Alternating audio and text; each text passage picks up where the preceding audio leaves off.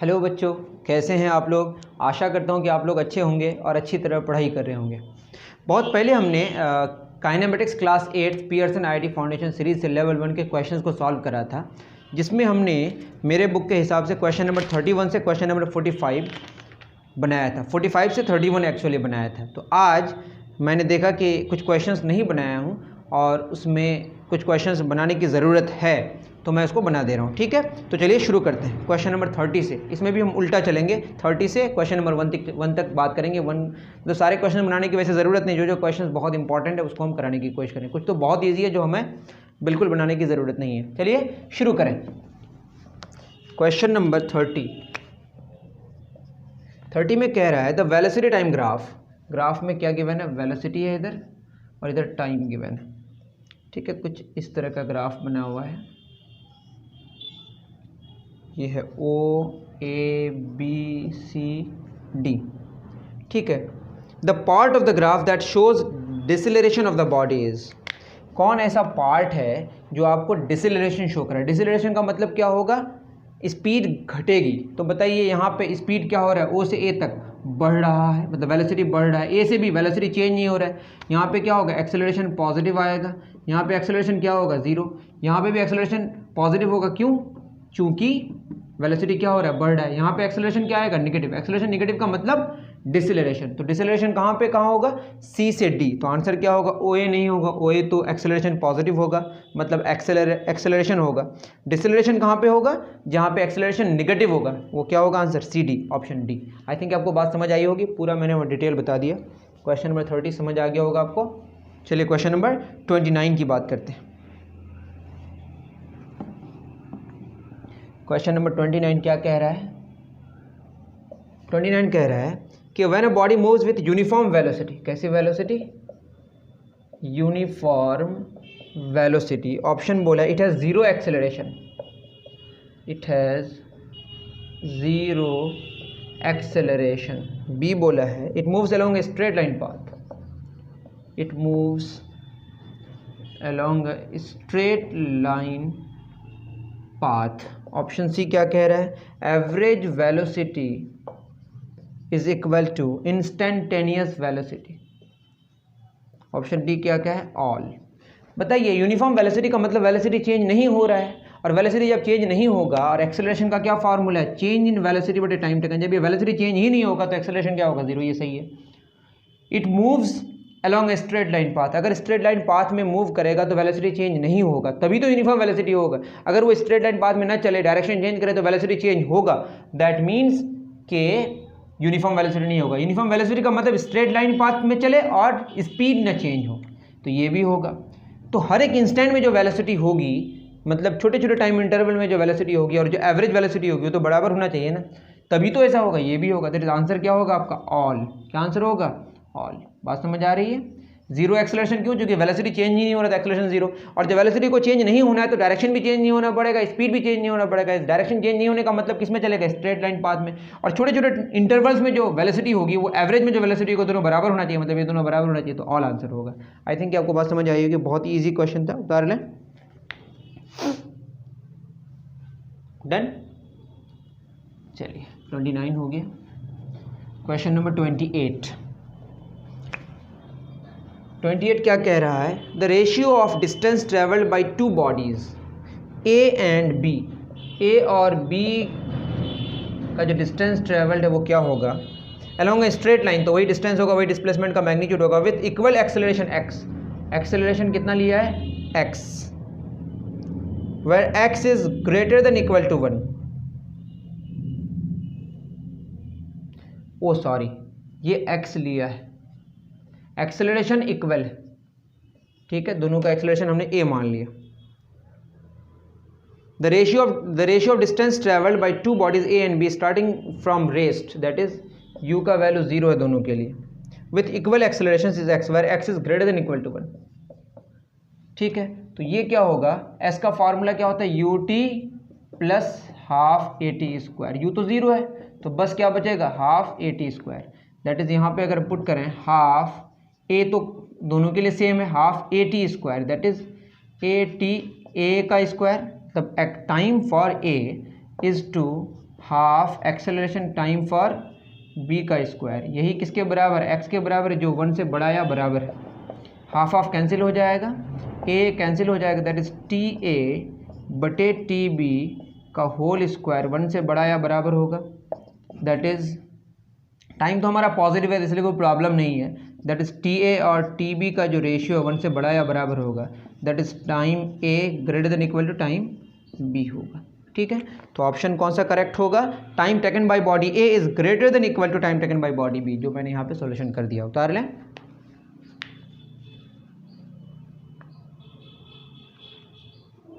चलिए 28 इजी था। अब क्वेश्चन नंबर 27, इस तरह के क्वेश्चंस को मैंने शायद डिस्कस कर दिया है, वैसे तब भी देख लें। क्वेश्चन नंबर 27 कह रहा है अ बस ट्रेवल्स 1/3 ऑफ द डिस्टेंस, तो एक डिस्टेंस है, मान लेते टोटल x डिस्टेंस है, या जो भी मान लें आप d मान, इसका 1/3 क्या हो जाएगा d/3, तो इसका 2/3 इधर कितना हो जाएगा 2d/3, दोनों मिलकर d आ जाएगा, 1/3 और 2/3। ये कितना किलोमीटर पर आवर में, 12 किलोमीटर पर आवर में। The remaining distance with speed of 20 kilometre per hour, मतलब 2/3 कितना 20 किलोमीटर पर आवर में। The average speed is what, average speed क्या, टोटल डिस्टेंस बटे टोटल टाइम। तो स्पीड का फॉर्मूला डिस्टेंस बटे टाइम, तो टाइम क्या होगा डिस्टेंस बटे स्पीड, तो यहाँ जो टाइम लगेगा वो क्या होगा distance, that is d/3/12, that is d बटे क्या होगा 36। यहाँ पे टाइम कितना हो जाएगा 2d/3/20, दैट इज टाइम बराबर डिस्टेंस बटे स्पीड, वो पुट कर रहे हैं बस वहाँ पे 2d/20 या 60, दैट इज d/30। तो एवरेज स्पीड का formula total distance that is d आएगा, तब भी मैं यहाँ लिखते रहा हूँ d/3 प्लस 2d/3 बटे d/36 प्लस d/30। अब इसको सॉल्व करें तो ये हो जाएगा आपका 3d/3।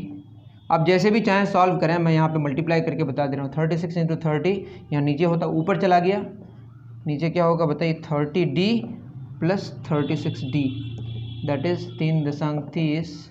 अब क्या हो जाएगा 3d इंटू 360/6 36 66 डी कैंसिल, 311 तो कितना हो जाएगा, सॉरी 22, और ये हो जाएगा 180/11। इसको आप सॉल्व करेंगे तो लगभग 16.4 किलोमीटर पर आवर आएगा। बहुत इजी है, total distance over total time का ही फॉर्मूला हमने लगाया और वहाँ से एवरेज स्पीड आ गई। उतार लें इसको।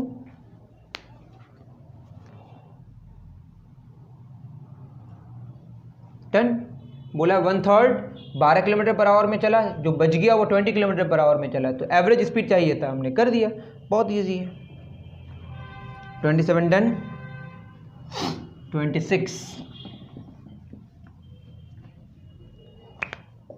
में पूछा है the ratio of average velocity to average speed. Average velocity की बात अगर करें तो इसका मैग्नीट्यूड ही लेना है, ये क्या होगा less than equal to 1 greater than equal to 1 whatever जो भी होगा। तो आप जानते हैं डिस्प्लेसमेंट का मैग्नीट्यूड छोटा होता है या बराबर होता है किससे, डिस्टेंस कवर्ड से। दैट इज डिस्प्लेसमेंट का मैग्नीट्यूड को अगर टाइम टेकन से डिवाइड करें, स्मॉलर देन इक्वल टू क्या होगा डिस्टेंस बटे टाइम टेकन, क्योंकि टाइम टेकन पॉजिटिव है और पॉजिटिव की वजह से कोई फर्क नहीं पड़ता है। जैसे मैं बोलूँ 10 5 से बड़ा है, 2 से डिवाइड करें, इधर भी 2 से डिवाइड करें, कोई फर्क नहीं पड़ेगा, ये 5 होगा और ये क्या हो जाएगा 2.5, कोई फर्क नहीं पड़ेगा। तो क्या हो जाएगा बताइए, डिस्प्लेसमेंट का मैग्नीट्यूड बाय टाइम टेकन, ये क्या देगा average velocity, total displacement total time taken का magnitude less than equal to क्या होगा average speed, that is average velocity का मैग्नीट्यूड बड़े average speed smaller than equal to क्या होगा 1, less than equal to 1। I think आपको बात समझ आई होगी। आंसर होगा लेस देन और इक्वल टू 1 26 का। उतार रहे हैं।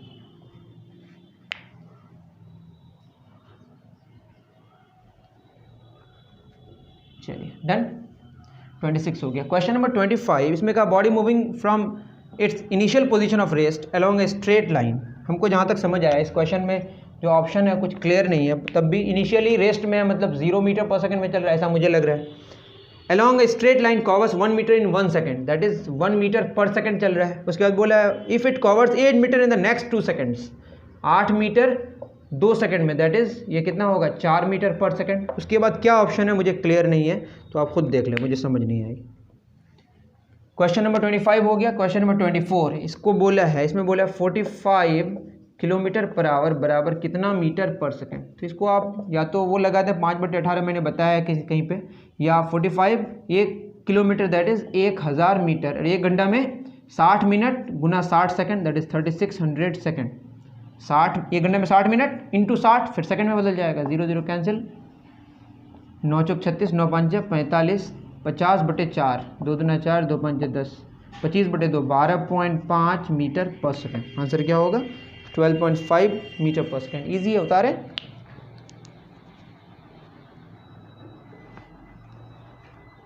चलिए 24 डन।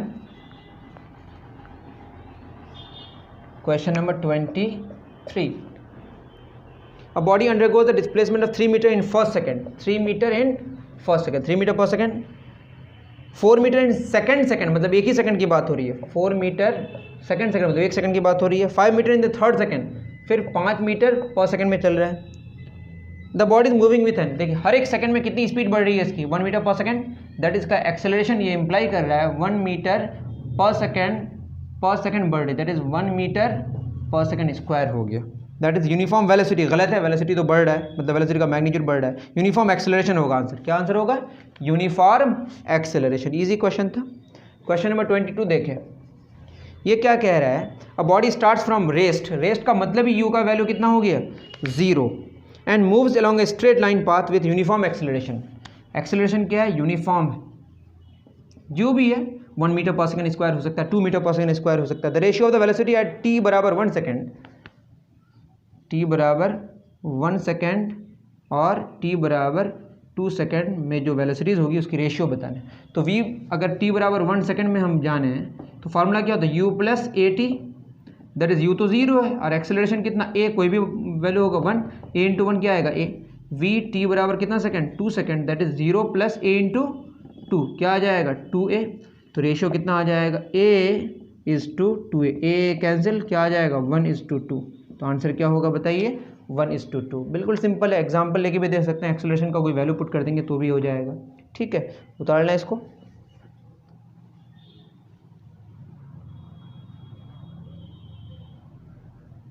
डन, 22 हो गया। क्वेश्चन नंबर 21 पढ़ें। क्वेश्चन नंबर 21 क्या कह रहा है? ये कह रहा है a body starting from rest, you का वैल्यू कितना है? 0, along a straight line is traveling with an acceleration of 6 meter per second square, then distance traveled by it in the third second, s third मांगा है, 3 seconds में नहीं मांगा है, third second में मांगा है। ठीक है, तो एस nth का फॉर्मूला हमने बताया होगा कहीं पे, a/2 2n-1। लेवल 3 के क्वेश्चन को सॉल्व करके बताया और हम थ्योरी में भी बता ही देंगे कभी ना कभी।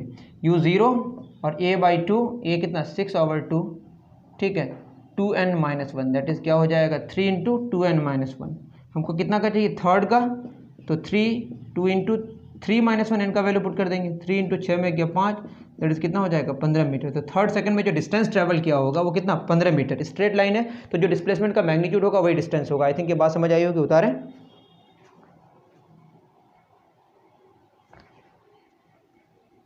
चलिए 21 हो गया। Question number 20, a person seated in a bus at rest is at rest with reference to the bus. ये बहुत इजी है, बस के साथ उसका पोजीशन चेंज नहीं हो रहा है टाइम के साथ, तो वो क्या होगा? रेस्ट में होगा। A body is first displace by 5 metre, पहले कितना चला? 5 metre, and then by 12 metre in different direction, the minimum displacement it can have.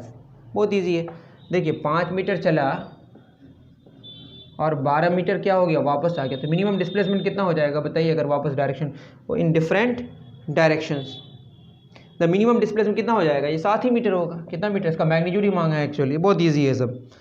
ठीक है, 19 का तो आंसर क्या होना चाहिए? 19 का।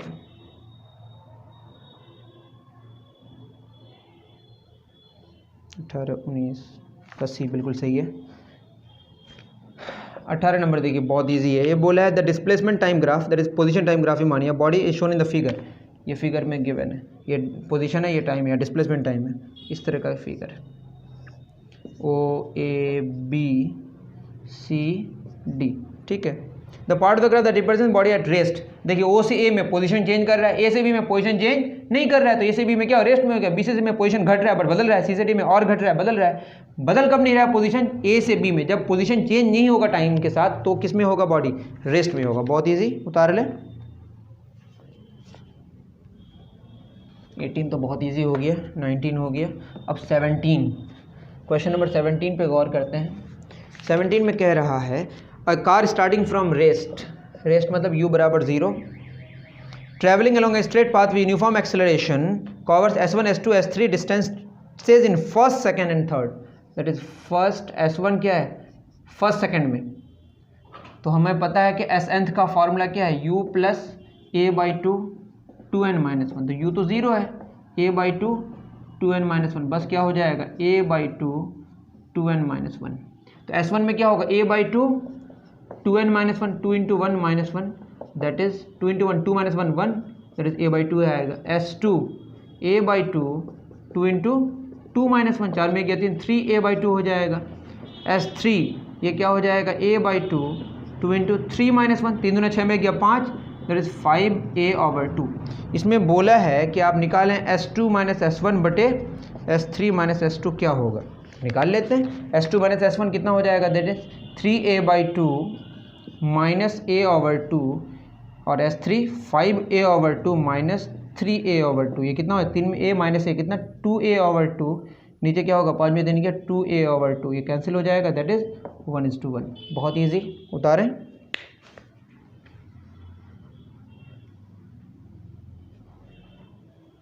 चलिए 17 हो गया, डन। क्वेश्चन नंबर 16 में 2 persons x and y, 2 person है x and y, takes 10 hours and 12 hours respective to travel from Bangalore to Hyderabad, Bangalore से हैदराबाद जा रहा है, और मानते हैं कि बैंगलोर से हैदराबाद पॉजिटिव ही है, ये मान लेना है, एज्यूम कर लिया हम, और x को कितने घंटे लग रहे हैं 10 आवर्स, और y को कितने घंटे लग रहे हैं 12 घंटे। तो इसमें बोला है कि एवरेज वेलोसिटी किसका ज़्यादा होगा किसका कम होगा, कंपेयर कर लेते हैं।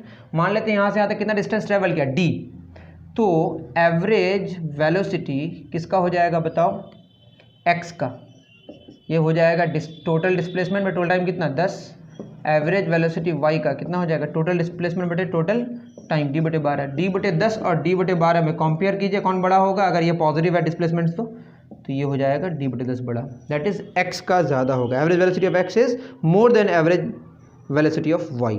ईजी है, डन, बहुत ईजी है। उसके बाद है 15 नंबर में मैच करना है, बहुत ईजी है, आप खुद कर सकते हैं, ठीक है, इस पर मैंने कुछ नहीं बताना। 14 when a particle moves in a straight line from point A to point B the distance covered is equal to the magnitude of displacement, जब स्ट्रेट लाइन पास होगा तो डिस्प्लेसमेंट का मैग्नीट्यूड और डिस्टेंस बराबर होगा। 13 when a body has unequal displacement in equal intervals of time it is said to be moving with non uniform velocity. 12 number बना दे रहा हूँ, अब बहुत इजी है। 12 में क्या, the average speed of a bus in its whole journey when it travels a given distance between two places with a speed of 20 km per hour and returns back with a speed of 12 km per hour। यहाँ गया और आया, जाने से जितना distance होगा आने से भी उतना ही डिस्टेंस होगा, बहुत इजी। एक फार्मूला हम लोग इस्तेमाल कर सकते हैं, या आप ऐसे समझें, जाते वक्त कितना इसका 20 किलोमीटर पर आवर, और आते समय जो उसकी स्पीड है 12 किलोमीटर पर आवर है। इसमें एवरेज स्पीड क्या होगा, एवरेज वेलोसिटी तो 0 हो जाएगी क्योंकि जहाँ से चला था वहीं पर आ गया। तो एवरेज स्पीड का फॉर्मूला क्या, टोटल डिस्टेंस, जाने के वक्त x डिस्टेंस, आने के वक्त भी हमने कितना मान लिया x, तो क्या हो जाएगा x प्लस x, टाइम कितना लगेगा, स्पीड बराबर डिस्टेंस बटे टाइम, तो टाइम क्या होगा डिस्टेंस बटे स्पीड, तो डिस्टेंस कितना x बटे 20, पहले कितना लगेगा x बटे 20, आते वक्त x बटे 12, कई बार मैंने कर दिया है, x क्या होगा 2x, x कॉमन 1 बटे 20 प्लस 1 बटे 12, x कैंसिल 2 बटे 1, और ये 20 गुना 12 हो जाएगा। आप खुद सॉल्व कर सकते हैं, मेरा सॉल्व करने का तरीका अलग हो सकता है। 12 प्लस 20, इसको सॉल्व करेंगे जो भी आएगा वो आंसर हो जाएगा, ठीक है। या 2v1 v2 बटे v1 प्लस v2 मैंने थ्योरी में बता दिया, वो आप देख लें जाके। उसके बाद सारे आसान क्वेश्चन हैं, इस पर मुझे कुछ बताने की ज़रूरत और नहीं है। इसमें कोई एक भी क्वेश्चन ऐसा नहीं है जो न्यूमेरिकल बेस्ड है जिसको मुझे सॉल्व करने की ज़रूरत है, और तब भी आपको लगे तो मैं बता दूंगा। और आपको लग रहा है ऐसे टाइप क्वेश्चन या short answer type question, very short answer type question के न्यूमेरिकल्स को भी सॉल्व करके देना है तो मुझे कॉमेंट सेक्शन में ज़रूर बताएं। बट आप कोशिश करें कि खुद भी करें, क्योंकि ज़्यादा ज़रूरी है कि आप कैसा कर पा रहे हैं। आप अगर खुद कर पा रहे हैं उसके बाद आप देख रहे हैं मेरे लेक्चर्स को, तो ज़्यादा इंपॉर्टेंट है, ज़्यादा सही होगा, ठीक है। अभी के लिए इतना ही, दीजिए इजाज़त। थैंक यू वेरी मच मेरे प्यारे बच्चों।